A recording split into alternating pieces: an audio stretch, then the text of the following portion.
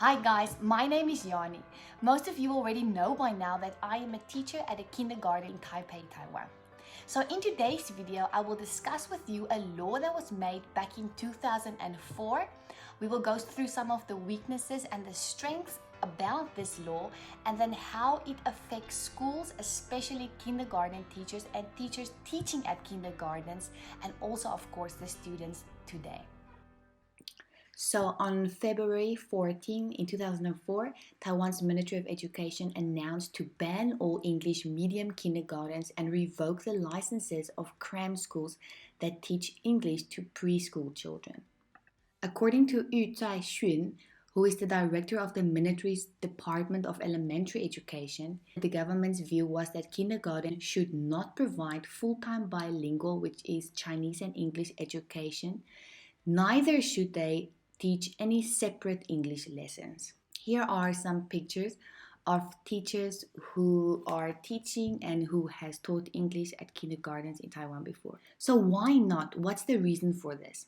The announcement followed a ministry ruling that second language education at kindergarten level is inappropriate and that learning two languages simultaneously confuse kindergarten children. The ministry also said that foreign teachers are barred from teaching English in kindergartens since none of them were qualified as preschool teachers, which is very true. But it is possible that qualified preschool teachers can integrate English into their teaching, but English should not stand alone as an individual subject with a fixed number of classes in a curriculum. Making this new law, they are hoping to focus more on their mother tongue and identity. How can they do that? So they want a curriculum to focus more on health, games, music, general knowledge, mother tongue language, and as I said, identity.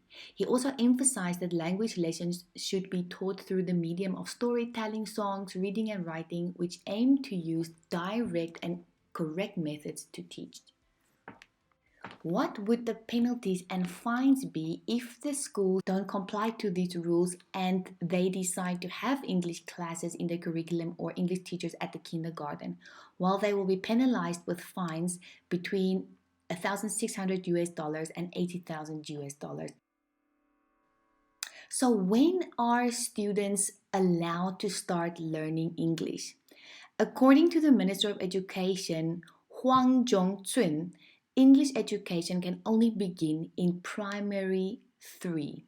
So what would the effect of this law be on learners if they could only start speaking or learning English from primary 3? So the first weakness would be that English will always be a foreign language. Their English communication competence won't be as fluent and natural as native English speakers. Then two strengths that stood out was that, of course, they will be deeply rooted in their own culture, language, beliefs, and practices because they are only focusing on their mother tongue and their identity. Then the last one is that there will be less pressure from parents because I believe that learning a second language, there's always some kind of expectation from parents because they pay extra or a lot of money for their children to attend or receive these classes. But the reality is that today, more than 50% of Taiwan's kindergartens provide some form of English instruction. Parents look for schools where English is the language of instruction or provide at least several hours of English education. They see these schools as giving their children an early competitive edge in life. And parents also hope that the exposure to English could enhance their children's skills in the language for academic achievements or better career opportunities in the future. So it seems that even though this law was made back in 2004, many preschools in Taiwan continue to offer English instructions in their curriculum, which means that schools are also willing to take the risk of having English teachers at their schools. So let's look at what does this mean and how does it influence the school, the teachers, and also the learners in particular.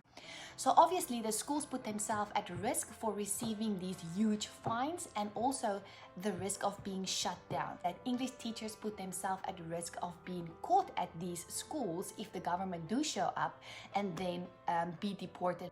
So why would English teachers take these chances? Because at kindergartens you can work with a bachelor's degree. But what happens is kindergartens end up with people who are not really qualified teachers, which means that they do not have the best quality of teachers. And what I mean by that is you end up with people who do not have any teaching experience, so they start teaching and then they realize that this is not for them because they do not really know how to work with these children, and then they leave the school within a few months. So teachers change school very frequently, so the school eventually they start losing students because the parents are looking for stability.